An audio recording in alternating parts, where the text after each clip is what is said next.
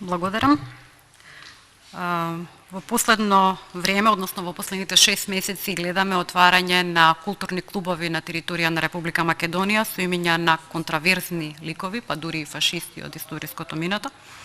Сметам дека е повеќе од потребно да се донесе едно вакво законско решение, иако да потсетам дека на пратеничките прашања по отварањето на клубот Иван Ванчо Михајлов, премиерот Ковачевски изјави дека е дадена насока на сите надлежни институции да се стопираат процесите на отварање на вакви клубови. Сепак 6 месеци подоцна, оваа година имавме отворање на клуб во Охрид со името на цар Борис III, носителот на законот за чиста нација како еднократен данок, со што како последица на истиот имавме екзодус на еврејската популација, на нашите сограѓани, во процент од 98% од популацијата на еврејство на Република Македонија во текот на Втората светска војна, со што Република Македонија е рангирана прва на листата на европски држави со елиминација на своето еврејство.